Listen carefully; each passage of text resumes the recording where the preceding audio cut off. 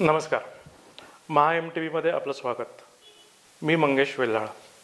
आज आपल्यासमोर एक अशी व्यक्ती आहे की जी सिनेमासृष्टीमध्ये, नाट्यसृष्टीमध्ये लीलया वावरते, पण हे सगळ्या पडद्यामागचा मुख्य कलाकार म्हणून वावरते. आजपर्यंत आपल्याकडे अनेक नटमंडळी, अनेक नेते मंडळी आली. पहिल्यांदाच आपल्याबरोबर बालगंधर्व ज्या व्यक्तीने लिहिला ते श्री अभिराम भडकमकर आपल्यासोबत गप्पा मारायला लागलेत. नमस्कार अभिराम. नमस्कार. माझा बालगंधर्वाचा विषय निघाला बरोबर पहिला प्रश्न हा बालगंधर्वावरती होतो की बालगंधर्व हा सिनेमा तू लिहिलास, त्याच्याबरोबर बालगंधर्वांची कादंबरी सुद्धा लिहिलीस. तर सिनेमा ते कादंबरी, मुळात बालगंधर्वांवरती सिनेमा का करावासा वाटला आणि मग त्यांची कादंबरी का करावीशी वाटली, ह्याचं आपल्या प्रेक्षकांना जर का सांगितलंस तर मला आवडेल. मुळात बालगंधर्व हा सिनेमा करण्याची जी म्हणजे आयडिया होती ती सुबोधच्या डोक्यात आली. सुबोधनी एक पुस्तक वाचलं आणि त्या पुस्तकामध्ये बालगंधर्वांचा जो फोटो होता तो पाहिल्यावर त्याला असं वाटायला लागलं की आपण खूपसे या भूमिकेला जाऊ शकतो चांगल्या पद्धतीने. आणि मग त्यांनी मला फोन केला की असं असं बालगंधर्वांवर सिनेमा करायचा आहे. म्हटलं अरे सुबोध, आपल्याकडे बजेट त्यावेळेला साधारणतः 65 लाख, 75 लाख, 80 लाख ह्याच्यामध्ये सिनेमे बनायचे. मी म्हटलं अरे 65-80 लाखामध्ये बालगंधर्व कसे होऊ शकतील. तो म्हणाला नाही, आपण विचार करू त्याच्यावरती. आणि मग तो माझ्याकडे आला, ते एक साधारणतः 25 एक पुस्तकच घेऊन आला गंधर्वांची, त्यांच्यावरती लिहिलेली, त्यांच्याबाबत लिहिलेली. आणि मग ती सगळी पुस्तकं वाचता वाचता माझ्या असं लक्षात आलं की या माणसाचं अख्खं आयुष्य म्हणजेच एक इतकी नाट्यमयता आहे आयुष्यामध्ये. मग गंधर्वांनी आपल्या आयुष्यामध्ये पराकोटीचं ऐश्वर पाहिलं, पराकोटीचं दारिद्र्य पाहिलं, पराकोटीची प्रसिद्धी पाहिली आणि पराकोटीचं एक असं अपमानित अशा पद्धतीचं आयुष्य त्यांनी पाहिलं. अत्यंत सुख पाहिलं, तसंच दुःख पाहिलं, भाग्य पाहिलं, दुर्भाग्य पाहिलं. म्हणजे अशा दोन टोकांवरचं त्यांचं सगळं आयुष्य म्हटलं हा चित्रपटाचा विषय आहे महत्त्वाचा. पण सिनेमा करताना आम्ही एक मर्यादा अशी आखून घेतली होती की सिनेमाचा आमचा उद्देश आमच्या डोळ्यासमोर अत्यंत स्पष्ट होता की आपले जे संगीत रंगभूमीचा जो सुवर्ण काळ आहे, आपली जी परंपरा आहे ती तरुणांपर्यंत पोचली पाहिजे. त्याबद्दल त्यांच्या मनामध्ये एक अभिमान निर्माण झाला पाहिजे की ही आपली परंपरा आहे, आपण या परंपरेचे घटक आहोत. आणि एक हलकसं डोळ्यात पाणी त्यांच्या आलं पाहिजे की म्हणजे इतका त्याग केलेल्या माणसाला अशा पद्धतीचं आयुष्याला सामोरं जावं लागलं. हे आम्ही मर्यादित त्याच्यामध्ये केलं होतं. आणि आम्हाला त्यावेळेला खरं तर असं वाटलं होतं की तरुण लोक हा सिनेमा बघतील की नाही, अबाव 40 ऑडियन्स मिळेल का. पण मग तरुणांनी हा चित्रपट डोक्यावर घेतला. त्यांच्या रिंगटोन्स बालगंधर्वांच्या झाल्या, DPमध्ये बालगंधर्व दिसायला लागले. अनेक आजी आजोबांनी आम्हाला सांगितलं की आमच्या नातवंडांनी आम्हाला हा सिनेमा दाखवला की तुमच्या बालगंधर्वांचा सिनेमा असं म्हणून. आणि सिनेमा संपला, सगळं त्याचं हे झालं. पण मला सतत अशी रुखरुख वाटत राहिली होती की गंधर्वांचं आयुष्य एवढं व्यापक आहे, त्याला चित्रपटाच्या 2 तासाच्या मर्यादेमध्ये आपण न्याय देऊ शकलो नाही. खूप अशा गोष्टी आहेत की ज्या सांगायच्या राहून गेलेल्या आहेत. आणि म्हणून मग असा विचार करत असतानाच मला राजहंस दिलीप माझगावकरांचा फोन आला आणि ते मला म्हणाले की तुम्ही याच्यावर का लिहित नाही काही. आणि मग विनया खडपेकरांनी मला संपादक म्हणून त्यांनी जोडून दिलं. आणि विनयाताईंनी आणि राजहंसचे आपले माझगावकर यांनी मला एकूण कादंबरी म्हणजे काय ती कारण मी कादंबरी याच्या आधी कधीच लिहिली नव्हती. नाटक लिहिण्याची सवय आहे, पटकथा. तर मग कादंबरी आणि या 2 फॉर्ममधला फरक एक समजावून सांगितला आणि हळूहळू मी लिहित गेलो आणि मग मी ती कादंबरी लिहिली. कारण गंधर्वांचा जो उत्तर काळ आहे, उत्तर कालखंड जो आहे तो पण तितकाच नाट्यमय आहे आणि इंटरेस्टिंग आहे. आणि मला असं वाटलं की तेही आपल्या लोकांपर्यंत आलं पाहिजे. आणि म्हणून मग मी किती असं तो कादंबरी म्हणजे सिनेमा टू कादंबरी असा प्रवास होता. म्हणजे नेहमी असं होतं की कादंबरीवरनं सिनेमे होतात. मला असं वाटतं की बहुतेक हा पहिलीच कादंबरी असेल जी सिनेमावरनं झाली असेल. ह्याच्याबरोबर मला तुला अजून एक प्रश्न येतो की मुळात नाटक हे तुझं पहिलं प्रेम. हो. नाटकासाठी तू NSD नॅशनल स्कूल ऑफ ड्रामाला कुठल्याही परिस्थितीत जायचं हे तू कॉलेजमध्ये असतानाच ठरवलं होतंस. तर हे मुख्य ठरवायचं कारण आणि त्यासाठी तू काय प्रयत्न केलेस. कारण काय NSDला ॲडमिशन मिळणं म्हणजे भयंकर अवघड आहे. कारण काय फक्त 20च लोक तिथे दरवर्षी अख्ख्या भारतातनं, आता वाढून 25 झाली आहेत फक्त. 25 लोक अख्ख्या भारतातनं निवडले जातात. तर ह्याच्या पाठीमागची तुझी फिलॉसॉफी आणि हे का करायचं हे तुझं ठरवलं होतंस. हे मुळात कसं झालं की सगळं लहानपण कोल्हापूरला गेलं. कोल्हापूरला 2 स्टुडिओज होते आणि कोल्हापूरला कलापूर मानलं जातं. तिथे नाटकाचं वातावरण होतं वगैरे सगळं. मग मी नाटकाची तिथे आवड लागली. मग मी पुण्यात आलो. पुण्यात एकूण पुरुषोत्तम करंडक वगैरे या ह्याच्यामुळे एक वेगळ्या प्रकारचं नाटक, नाही कोल्हापूरला आम्ही जी नाटकं करायचो करायचो ती एक वेगळ्या प्रकारची नाटकं होती, मेळे आणि अशा पद्धतीची. एक वेगळ्या पद्धतीचं नाटक माझ्यासमोर आलं पुरुषोत्तम करंडकच्या निमित्ताने, आणि तिथे सत्यदेव दुबेंचं 1 वर्षाचं शिबिर मी केलं, त्यांनी 1 वर्षभराचं. आणि तिथे माझ्या असं लक्षात आलं की या क्षेत्रामध्ये आंधळेपणानं उडी मारण्यात काही अर्थ नाही, केवळ हौस आहे ही गोष्ट पुरेशी नाही. त्याच्या पाठीमागे जर आपल्याला उडी मारायची असेल आणि परतीचा आपला काहीच रस्ता नाही, शेती नाही का, घरचा बिझनेस नाही का काय, तर मग आणखीन डोळसपणे ती उडी मारली पाहिजे. आणि त्याच्यासाठी माझ्या असं लक्षात आलं की ही अभ्यास करून करण्याची कला आहे, मग केवळ उत्स्फूर्तपणे आता मला ते आवडतं अशा पद्धतीचं न करता. आणि म्हणून मी म्हटलं की आपण विधिवत याचं ट्रेनिंग घेतलं पाहिजे, शिकलं पाहिजे. आणि म्हणून मग मी NSDला गेलो, म्हणून मी ते डोक्यात ठेवलं होतं. आणि NSDसाठी मग ती सगळी तयारी, म्हणजे माझ्या एका मित्राकडनं मी फोक डान्स शिकलो. NSDच्या ह्याच्यासाठी म्हणून काही तयारी म्हणून काही महिने मी कथकचं ट्रेनिंग घेतलं, खूप पुस्तकं वाचली, खूप हे केलं आणि लोकांशी बोललो, अनुभव हे केला, जास्तीत जास्त नाटकात काम करायचा प्रयत्न केला. असं ते मी पुढती 1-2 वर्ष ती सगळी तयारी करत होतो. आणि मग मी NSDचा एंट्रन्स दिली आणि मग सिलेक्शन झालं. आता त्याच अनुषंगाने प्रश्न येतो की NSD मध्ये लोक जी पासआउट होतात नॅशनल स्कूल ऑफ ड्रामामध्ये ती मुख्यतः अभिनयाकडे वळतात, पण तू अभिनयाकडे न वळता प्राथमिक, मला माहिती आहे की नाटक लिहिणं हे तुझं प्रेम आहे, पण नाटकामध्येच करिअर करायचं आणि तेही कमर्शियल नाटकात करिअर करायचं, हा निर्णय का घेतला? मुळात कसं आहे की NSDतनं बाहेर पडणारी माणसं शक्यतो दिग्दर्शनाकडे जातात. आपल्याला फक्त तीच लोक दिसतात की जी मुंबईत येऊन सिनेमामध्ये किंवा सिरियलमध्ये कामं करतात. ती मुळात NSD मधनं सिनेमामध्ये गेलेल्या लोकांपेक्षा न गेलेल्या लोकांची संख्या जास्त आहे, जी मुलं आपापल्या क्षेत्रामध्ये जाऊन खूप चांगल्या पद्धतीने नाटक करतायत. आसामसारखा भाग असेल किंवा आता अष्टलक्ष्मी आपण ज्याला म्हणतो सगळा तो मिझोरम आणि हा जो सगळा भाग आहे त्या भागामध्ये जातात, साऊथमध्ये करतात, कर्नाटकात खूप मोठं काम आहे. तर हे आहे. आणि आधीपासून खरं अभिनय आणि लेखन हे माझं जोडीने चालायचंच, म्हणजे पुरुषोत्तममध्ये लिहायचो पण आणि हे पण करायचो. पुरुषोत्तममध्ये अभिनयाचंही बक्षीस होतं, लेखनाचंही होतं. त्यामुळे या 2 गोष्टी सायमल्टेनियस असल्यामुळे लेखक म्हणून मी काम करणार हे होतं. पण मला कधी असं वाटलं नव्हतं की मी व्यावसायिक लेखक होईन, म्हणजे मी पूर्ण वेळ लिखाणाचंही काम करेन, म्हणजे अभिनयाला थोडा दुय्यम हे होईल असं मला वाटलं नव्हतं. कारण तोपर्यंत मला असं हा कॉन्फिडन्स नव्हता की मी लिहू शकेन, किंवा तो मला NSDमध्ये मिळाला, तो पुरुषोत्तम करंडकमध्ये मिळाला आणि NSDमध्ये तो डेव्हलप झाला. आणि कमर्शियल ची गंमत काय आहे की आपल्याकडे फार ज्याला काय म्हणतो की अत्यंत बाळबोध असं वर्गीकरण आहे, प्रायोगिक आणि व्यावसायिक. म्हणजे आपल्याकडे तर ते इतकं बाळबोध आहे की प्रायोगिक नाटक कशाला म्हणायचं, तर ते कुठे सादर होतं याच्यावरती. म्हणजे सुदर्शनला झालं तर ते प्रायोगिक आणि शिवाजी मंदिरला झालं तर ते व्यावसायिक. म्हणजे आता गंमत म्हणजे माझं देहभान नावाचं नाटक ते आधी कोल्हापूरची प्रत्यय नावाची संस्था करणार होतं. जर ते कोल्हापूरला प्रत्ययनी केलं असतं तर लोक त्याला प्रायोगिक म्हणाले असते, पण ते त्यांना काही कारणांनी करता आलं नाही, मग ते कुमार सोनींनी केलं म्हणून लोक त्याला व्यावसायिक म्हणायला लागले. किंवा आपल्याकडचं वाडा चिरेबंदी हे तिकडे प्रायोगिक म्हणून केलं जातं, सखाराम बाइंडर प्रायोगिक म्हणून केलं जातं. अगदीच जाग उठा रायगड, पंछी ऐसे आते हे वगैरे ही आपल्याकडची कमर्शियल नाटकं, म्हणजे काय बरं अशी भाकरी ती तर कमर्शियली सादर नाही झालं आधी, आता ते होतं. पण अनेक इथे व्यावसायिक म्हणून आलेली नाटकं तिथे प्रायोगिक म्हणून हे. आणि मग माझ्या असं लक्षात आलं की व्यावसायिक आणि प्रायोगिक हे वर्गीकरण याला काही फार अर्थ नाही याला. आणि दुसरी एक महत्त्वाची गोष्ट अशी झाली की जेव्हा NSDचा कोर्स संपून शेवटच्या दिवशी मी येत होतो तेव्हा कीर्ती जैन नावाच्या आमच्या ज्या मॅडम आहेत त्या मला असं म्हणाल्या की त्या ठिकाणचं नाटक त्या मातीतनं येतं. दुर्दैवाने काय होतं की NSDतले मराठी लोक जेव्हा परत आपल्या भागामध्ये येतात तेव्हा त्यांना असं वाटतं ते काय शिवाजी मंदिर नाटक काय असं ते हे करतात. मग ते धड शिवाजी मंदिरवर चांगलं काम करत नाही, धड ते इकडं काही वेगळं काही करत नाही. अशी अवस्था होऊ नये म्हणून तू व्यावसायिक रंगभूमीवरती काम करायला सुरुवात कर. आणि मग तिथे मी असा विचार केला की व्यावसायिक रंगभूमीवरती मी लिहीन, पण जे मला हवं तेच लिहीन. ते स्वीकारलं तर ठीक आहे, नाहीतर नाही. आणि सुदैवाने असं झालं, ज्याचा त्याचा प्रश्न असेल, देहभान असेल, हसत खेळत पहिलं नाटक याच्यामध्ये, तर ही नाटकं लोकांनी वेगळ्या पद्धतीची असूनही व्यावसायिक रंगभूमीवरती स्वीकारली. आणि ज्याचा त्याचा प्रश्न JNUच्या मुलांनी केलं तेव्हा प्रायोगिक म्हणून केलं.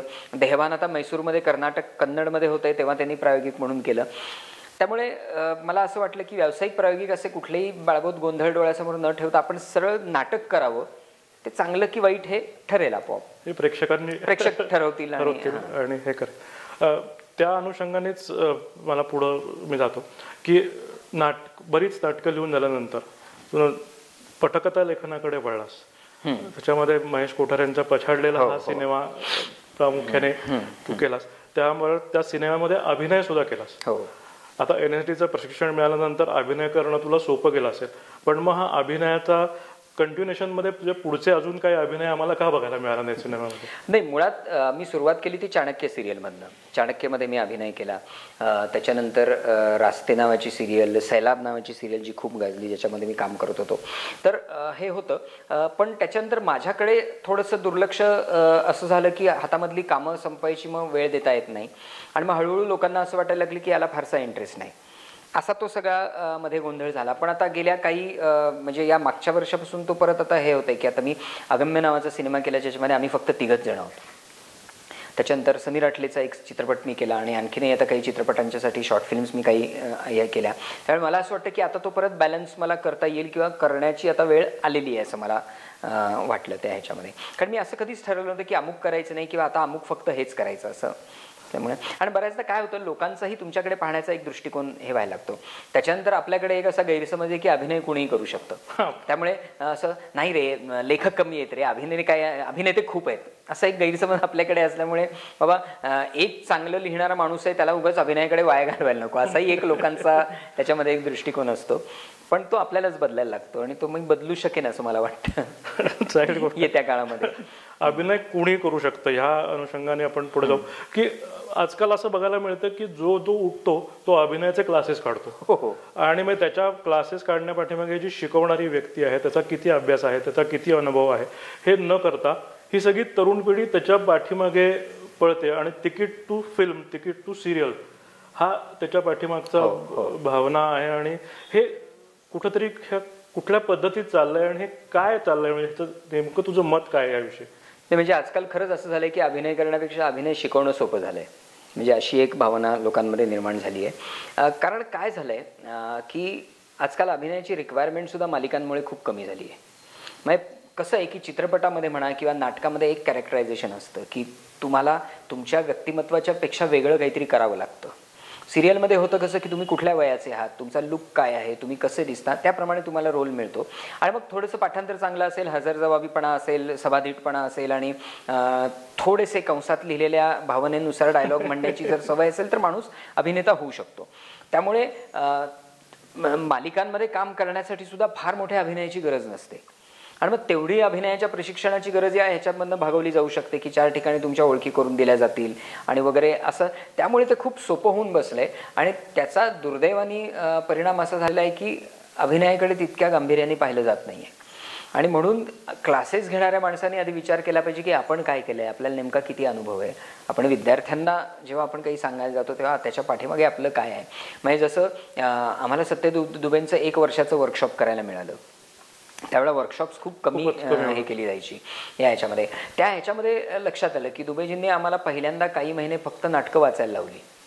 म्हणजे अजिबात ते म्हणायचे की आम्हाला असं वाटायचं आम्ही ॲक्टिंग शिकायला आलो ना, मग आम्हाला डायलॉग का नाही बोलू देत. ते म्हणायचे डायलॉग बिलॉग ते नंतर बोलायचं, आधी नाटकं वाचा. नाटक कसं वाचायचं इथपासूनचं ते प्रशिक्षण सुरू होतं. त्यामुळे ते खरं 15 दिवसात आणि अशा ह्याच्यामध्ये होणं खरं तर खूप अवघड असतं असं मला वाटतं की. पण त्याच्यावरती एक मला असं वाटतं की जसं आम्ही आता महाराष्ट्र स्कूल ऑफ ड्रामा नावाचा एक प्रोजेक्ट आता सुरू करतोय की 2 वर्षाचं ते ड्रामा स्कूलच NSDच्या धर्तीवरती महाराष्ट्रात करायचं असं आमचा चालू आहे. महाराष्ट्र शासनाची ती स्कीम आहे, त्याच्या सल्लागार समितीवरती मी आहे.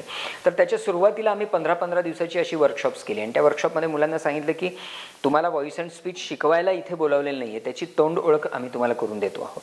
म्हणजे त्यातनं तुम्हाला अंदाज येईल की आपण पुढे करायची आपली इच्छा आहे का, आपण काही करू शकतो का.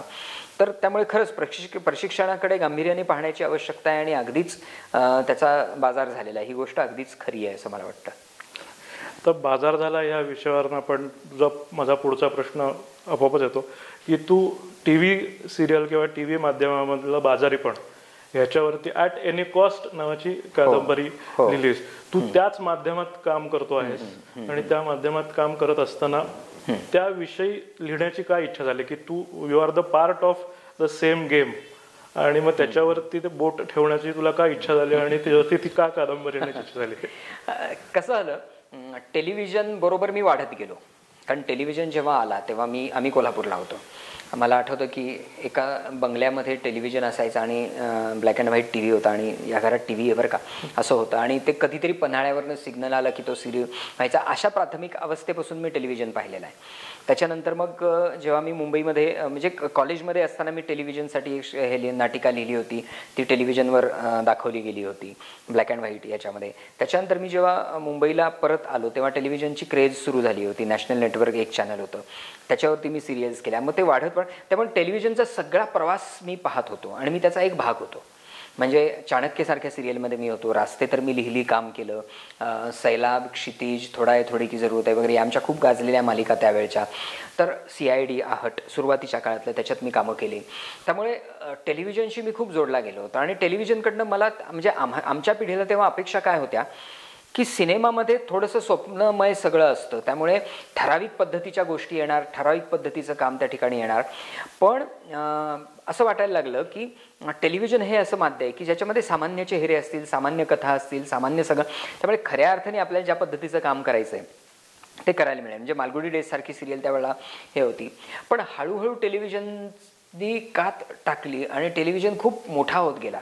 तो सिनेमापेक्षा मोठा झाला. म्हणजे अमिताभ बच्चनला यावं लागतं आपल्या सिनेमाचं प्रमोशन करण्यासाठी टीव्हीवरती. एक काळ असा होता की आम्ही टेलिव्हिजन करत नाही असं म्हणणारे लोक होते. आणि त्यात दुर्दैवाची गोष्ट काय झाली की तेव्हा आमचे त्या काळचे म्हणजे गुरुवर्य वगैरे जी मंडळी होती ती आमचा फार टिंगल करायची, काय टीव्ही करतो, NSD करून आलाच आणि आता टीव्ही करायची काय गरज आहे तुला, टीव्हीत काय मिळतं वगैरे असं सगळं. अरे नाटक करा असं हे होतं. म्हणजे आपल्याकडे दुर्दैवाने काय होतं, एखादं नवीन माध्यम आलं ना की त्याच्याकडे आपण टिंगल या स्वरूपामध्ये बघतो, त्याच्यावर टीका करतो आणि त्याच्यापासून लांब राहतो. आणि मग मीडिओकर्स त्याच्यामध्ये घुसतात, त्याच्या पूर्णपणे हे होतात. ते मोठं झालं की मग आपण त्याला इतकं सरेंडर होतो. आज दुर्दैवाने खरोखरच खूप चांगली चांगली नाटक सिनेमा क्षेत्रातली मंडळी टेलिव्हिजनला सरेंडर झालेली आपल्याला दिसतात. आमच्या गुरुवर्यांपासून नावं घेण्याची गरज नाही, पण आता ते आम्हाला त्या माध्यमामध्ये काम करताना दिसतात. मग असं वाटतं त्याच वेळेला आपण ते माध्यम ग्रॅब केलं असतं आणि त्या ठिकाणी काही चांगलं जसं निर्माण होत होतं, चाणक्य काय, मालगुडी डेज काय किंवा हे सैलाब काय, असं काहीतरी त्या ठिकाणी झालं असतं तर आज टेलिव्हिजन आकाराने जसा मोठा झाला ना तसा आशयाने सुद्धा मोठा झाला असता. आज टेलिव्हिजन आकारानेच मोठा झाला, आशयाने संपन्न होताना दिसत नाही. आणि म्हणून मग ही जी अस्वस्थता होती सगळी, ती अस्वस्थता कुठेतरी मांडावी असं मला वाटत होतं. आणि म्हणून मग मी ती कादंबरी लिहिली. त्याचबरोबर मध्ये काय झालं, ग्लोबलायझेशनचे सगळे परिणाम पुढे दिसायला लागले आणि लक्षात आलं की ग्लोबलायझेशनने नेमकं काय केलं तर तुम्ही नुसतं कलावंत असून उपयोग नाही, तर तुम्हाला तुमच्या कलेचं बोट धरून तिला बाजारात नेऊन उजवता सुद्धा आलं पाहिजे, विकता आलं पाहिजे, अशी परिस्थिती झाली. आणि आपलं संपूर्ण आयुष्य मार्केट आणि मीडिया या दोघांच्या हातामध्ये आता गेलेलं आहे. म्हणजे साधी गोष्ट अशी आहे की आज दिवसभर तुम्ही काय विचार करायचा हे टेलिव्हिजन ठरवतं. म्हणजे आज एखाद्या अभिनेत्याचा कोर्टात खटला असेल तर पूर्वी कसं होतं की बाबा सकाळी आपण बातमी बघायचो, संध्याकाळी लागेलच निकाल आणि पण रेडिओवर ऐकू. आता सकाळपासून टेलिव्हिजन तुम्हाला विचार करायला लागतं, तो अजून घरातनं बाहेर पडायचा आहे, मग त्यांनी आज ब्रेड खाल्ला, मग त्यांनी पिवळा शर्ट, म्हणजे दिवसभर ते सगळं, त्याच्यानंतर निकाल लागल्यानंतर रात्रीपर्यंत त्याची चर्चा, म्हणजे दिवसभर तुमच्या डोक्यामध्ये काय राहणार हे आज मीडिया ठरवतं. इतकं मीडिया आणि मार्केट या दोन गोष्टींचं अतिक्रमण आपल्यावरती झालंय. ती अस्वस्थता होती, ते कुठेतरी मांडलं पाहिजे असं मला वाटलं. आणि मला असं वाटलं की मी त्याला खूप राईट माणूस आहे, कारण मी त्याच्या आतमध्ये आहे. म्हणजे बाहेरून ह्याच्यावरती टीका करणाऱ्या लोकांपेक्षा सुद्धा मी आत त्यात शिरून असल्यामुळे त्यातल्या प्रोड्युसरची व्यथा पण मी त्या ठिकाणी मांडू शकलो की प्रोड्युसर नेमका कुठल्या परिस्थितीतनं जातो, नटनट्या कुठल्या परिस्थितीत जातात, लेखक कुठल्या त्यामुळे या सगळ्या माध्यमावरती हे काय मीडियाकर आहे, हे काय बाजोरी असं म्हणून टीका करण्यापेक्षा नेमकं कुठे काय चुकलंय ते शोधायचा प्रयत्न त्या ह्याच्यामध्ये मी केला असं मला वाटतं. ह्या अनुषंगाने जे मीडियावरती सगळा फोकस आहे आणि त्याच्याबरोबर एक असाही आशय आजकाल येतोय पुढे की मीडियाची गळचेपी होती आहे, व्यक्ती स्वातंत्र्याची गळचेपी होते का कुठलाही सिनेमा आला तर कुठलीही संघटना उठून त्याच्यावरती टीका करून त्याच्यावरती बॅन आणले जातात. ह्याच्याबद्दल तुझं ॲज अ नट, ॲज अ लेखक, ॲज अ निर्माता तुझं मत याविषयी काय आहे? मुळात काय माहिती आहे ना की एक वाक्य सतत बोललं जातं की अलीकडच्या काळामध्ये आविष्कार स्वातंत्र्याची गळचेपी होते. हे अर्ध सत्य आहे. अलीकडच्या काळामध्ये गळचेपी होते त्यातला अलीकडचा हा शब्द राजकीय आहे. म्हणजे लोकांना एक ठराविक त्याच्यातनं एक मेसेज द्यायचा असतो, त्याच्या पाठीमागे एक अजेंडा असतो. माझं म्हणणं असं आहे की स्वातंत्र्यानंतरचा काळ जर आपण घेतला, अगदी कीचकवध वगैरे पारतंत्र्यातला काळ सोडून दिला तरी स्वातंत्र्यानंतरचं कुठलं असं दशक आहे की ज्या दशकामध्ये आविष्कार स्वातंत्र्याची गळचेपी झाली नाही? मजरू सुलतानपुरींना तुरुंगामध्ये कोणी टाकलं हे आपल्याला माहिती आहे ना. म्हणजे तो सगळा काळ किंवा किस्सा कुर्सी का काय असेल किंवा किशोर कुमारवर 19 महिने बंदी घातली होती आणीबाणीच्या काळामध्ये का तर त्यांनी आणीबाणीच्या बाजूनं असलेलं एक जिंगल घ्यायला नकार दिला म्हणून 19 महिने एका कलावंताला पूर्णपणे बॅन केलं होतं रेडिओवरती. पण तो इतका मोठा कलावंत होता की तो त्याच्यातनंही पुरून उरला आणि आपल्यापर्यंत पोहोचला. तात्पर्य काय की मला नेहमी असं वाटतं की हे सरकार ते सरकार असं न करता मुळात सरकार आणि कलावंत या दोघांमधली जी रिलेशनशिप आहे ना त्या रिलेशनशिपचा विचार मुळात झाला पाहिजे. आणि आविष्कार स्वातंत्र्याचा संकोच असं म्हणत असताना दुर्दैवाने काय झालंय की आता खूप छोट्या छोट्या जाती जमाती आणि याच्यातल्या धार्मिक आणि भाषेच्या आणि धार्मिक सुद्धा म्हणण्यापेक्षा छोट्या छोट्या जातनिहाय अस्मिता इतक्या आता उफाळून आलेल्या आहेत की म्हणजे मला असं दिसतं की म्हणजे जसं एकेकाळी स्टालिनवरती एक सिनेमा आला होता की स्टालिनच्या शेवटच्या दिवसांवरती एका नर्सच्या बरोबरचं त्याचं प्रेम प्रकरण वगैरे याच्या संदर्भातला लास्ट डेज ऑफ स्टालिन असं त्याचं नाव होतं. तो केरळमधल्या फिल्म फेस्टिवलमधनं काढून टाकला होता एक स्क्रीनिंग झाल्यानंतर विरोध झाला म्हणून. न्यूडला यावेळेला येऊच दिलं नाही. तर अशा पद्धतीच्या सरकारी हस्तक्षेपाच्या घटना सर्व सरकारांच्या काळामध्ये घडत आलेल्याच आहेत. मग सॅटेनिक वर्सेस वगैरे सगळंच आपल्याला माहिती आहे. पण आज धोका जो आहे ना तो सरकारच्या हस्तक्षेपापेक्षा सुद्धा या छोट्या छोट्या अस्मिता असलेल्या संघटनांचा धोका जास्त आहे. आज कुठली संघटना उठून उभी राहील आणि म्हणेल की हे आम्हाला चालणार नाही आधी आमच्याकडे या आणि ते अप्रूव्ह करून घ्या हा धोका जास्त आहे असं मला वाटतं. आणि त्यामुळे लेखकांनी किंवा यांनी सिलेक्टिव्ह आविष्कार स्वातंत्र्याच्या चळवळी करता कामा नये. आपल्याकडे त्या सिलेक्टिव्ह दिसतात की काही लोक अमुक वेळच्या विरोधाच्या वेळेला पेटून उभे राहतात पण तमुकच्या वेळेला मात्र शांत असतात जणू काही घडलंच नाही असं दाखवतात. तर लेखकांनी असं सिलेक्टिव्ह न राहता सर्व प्रकारच्या असा जो जिथे जिथे संकोच होतो त्याच्या विरुद्ध जर उभं राहिलं तर मला असं वाटतं की काहीतरी एक दबाव येऊ शकेल समाजावरती शासनावरती या छोट्या छोट्या संघटनांवरती आणि मग आपण मुक्तपणे आपली मांडणी करू शकू. कारण मला नेहमी असं वाटतं की आपल्या संस्कृतीमधला जो मोकळेपणा आहे ना तो दुसरीकडे कुठेही नाही. मग ही एकमेव संस्कृती अशी आहे जिथे वात्सायनाला आपण ऋषी मानतो आणि कामसूत्र हा ग्रंथ असतो. आपल्याकडे खजुराहो आहे आपल्याकडे या सगळ्या गोष्टी आहेत या याच्यामध्ये म्हणजे इतका मोकळेपणा आहे की देव न मानणाऱ्या चारवाकाला सुद्धा आपण गुरु मानतो किंवा ऋषी मानतो. त्यामुळे हा मोकळेपणा जपणं ही फार हे आपल्या संस्कृतीचं सौंदर्य आहे ते आपण जपलं पाहिजे.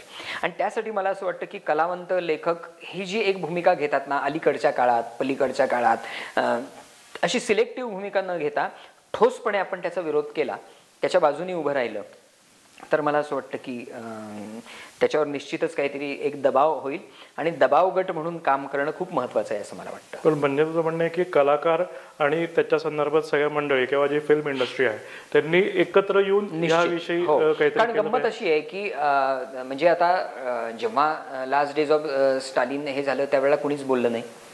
मग ते मान्य केलं गेलं की फेस्टिवलमधनं अगदी एक चुप्पी शांतता मूग गिळून बसणं असं झालं.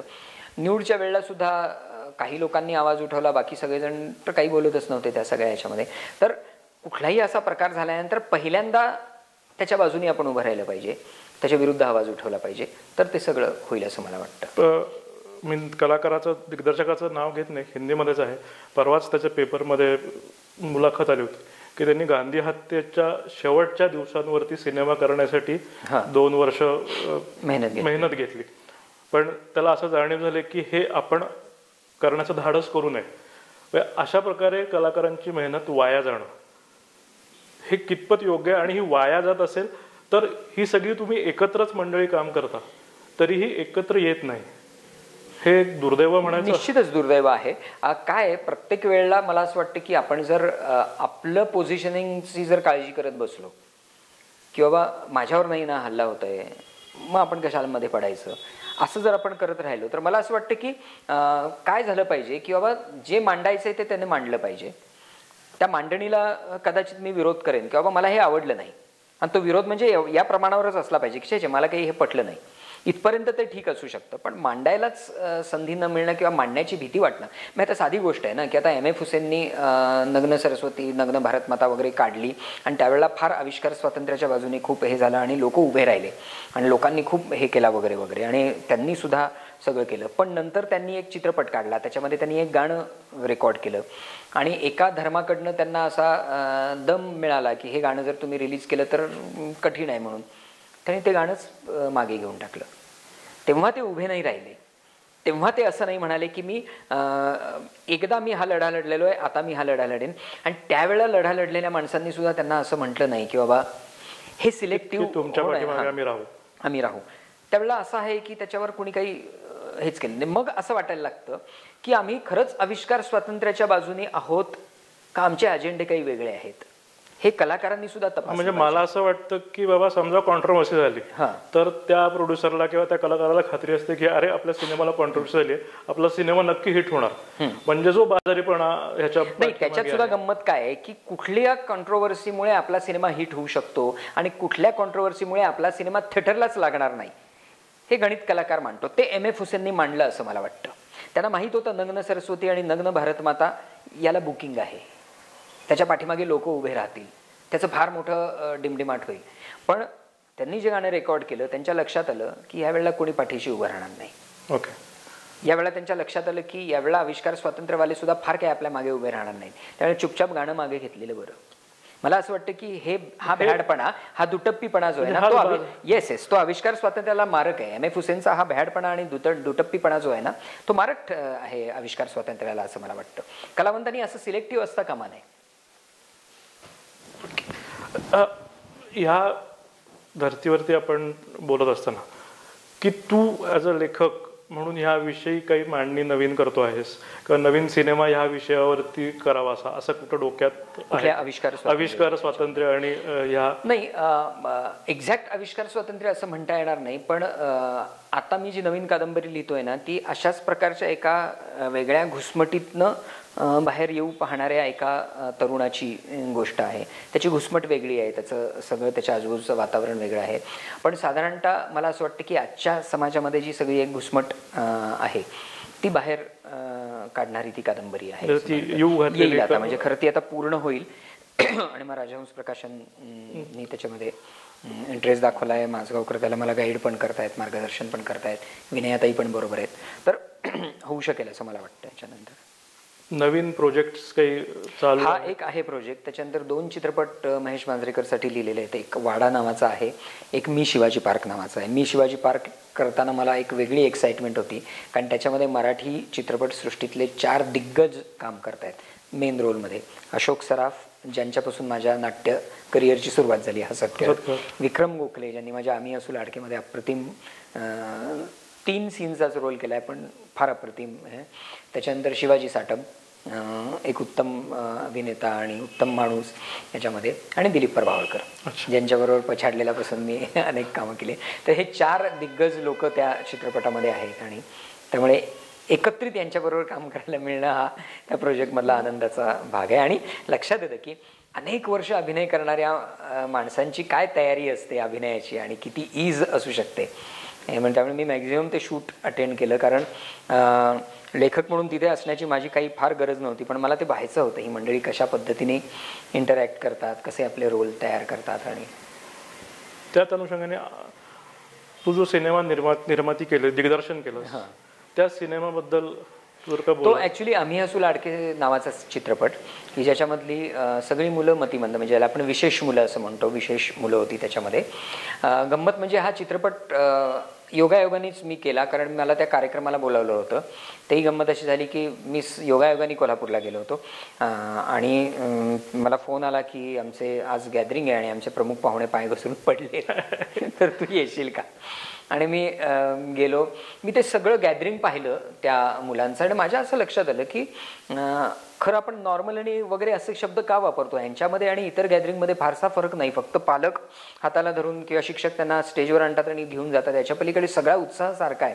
हा उत्साह लोकांपर्यंत गेला पाहिजे म्हणून मी तो चित्रपट लिहिला आणि काही दिग्दर्शकांना दाखवला तर त्यांचं म्हणणं असं होतं की मुलांची कामं जी आहेत ती बालकलाकार करतील, या मुलांच्याकडनं आपण ती करून घ्यायची नाही. तर माझं म्हणणं असं होतं की आपण जर असं म्हणतो की ही मुलं सगळं करू शकतात तर मग हे चुकीचं आहे. आणि म्हणून मग मी त्या मुलांनाच घेऊन तो चित्रपट केला. सुबोध भावे, नीना कुलकर्णी, गिरीश ओक, स्मिता सरवदे, विक्रम गोखले ही सगळी मंडळी त्याच्यामध्ये होती, चिन्मयी सुमित वगैरे. आणि या सिनेमातल्या 2 हायलाईट गोष्टी माझ्यासाठी याच्यामध्ये, एक तर बाबा आमटेंनी हा चित्रपट पाहिला आणि त्यांनी खूप कौतुक केलं या चित्रपटाचं. आणि दुसरी गोष्ट म्हणजे त्या वर्षीचा झी गौरवचा सर्वोत्कृष्ट बालकलाकाराचा पुरस्कार या मुलांना मिळाला. की या म्हणजे ज्या मुलांना घेऊन चित्रपट करण्यापेक्षा बालकलाकार घेऊ असं लोकांनी म्हटलं म्हणून मी तो डायरेक्ट केला. त्या मुलांनीच बेस्ट ॲक्टरचा पुरस्कार मिळवून दाखवला. या 2 त्याच्यामधल्या फार मोठ्या उपलब्धी होत्या असं मला वाटतं. पण निर्मिती करण्याचा निर्णय का घेतला? कारण काय निर्मिती करण्याचा आजकाल डेअरिंगचा नाही, कारण निर्माता मिळाला नाही. म्हणजे सगळ्यांना असं वाटत अरे नाही या विषयावरती काय चित्रपट करायचा, हा कसा चालेल किंवा काय. पण मी त्या विषयामध्ये इतका घुसलो होतो आणि त्याच्यानंतर माझा CA एक अनिरुद्ध आंबेकर म्हणून माझा आपल्या म्हणजे माझ्याच कॉलेजचा वगैरे, त्याला मी सहज हे सगळं ऐकवलं. तो म्हणाला मी पण येतो याच्यामध्ये.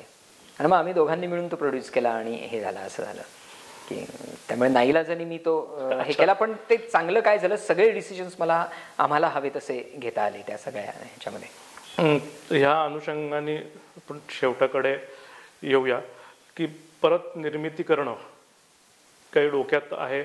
नाही, निर्मिती करणं तर डोक्यात नाही. कारण काय व्यक्ती स्वातंत्र्य आणि निर्मिती स्वतःच निर्माता असेल, स्वतःच दिग्दर्शक असेल आणि स्वतःच लेखक असेल तर ज्याला ते व्यक्ती स्वातंत्र्य मिळतं किंवा जे विचार स्वातंत्र्य मिळतं की कोणाचंही बंधन नाही की असं राहायला पाहिजे तसं राहायला पाहिजे. पण काय ना, निर्मिती हा एक वेगळा स्पेशलाइज जॉब आहे असं ते करताना माझ्या लक्षात आलं की ते खूपच वेगळं आहे आणि त्यामुळे दिग्दर्शन आणि निर्मिती एकत्र करणं खूप हेक्टिक आहे असंही माझ्या लक्षात आलं. त्यामुळे निर्मितीचं काही डोक्यात नाहीये, पण दिग्दर्शनाचं डोक्यात आहे. 1-2 प्रोजेक्टसाठी विचारणा झाली आहे. त्यामुळे कदाचित या 5-6 महिन्यामध्ये ते फायनलाइज होतील आणि फ्लोअरवर जातील असं हे. म्हणजे परत यावर्षी एक दिग्दर्शन मी करेन. अरे वा, म्हणजे तर लोकांना मला सांगायचं आहे की अभिराम भडकमकर हे व्यक्तिमत्व नाटक, सिनेमा, कादंबरी एक पूर्ण वर्तुळ लेखकाचं पूर्ण केलं असं ह्या मताचं मी आहे. यांच्याबरोबर आज आपल्याला गप्पा मारायला मिळाला, त्यांच्याशी बोलायला मिळालं, त्याबद्दल मी त्यांचे धन्यवाद. धन्यवाद.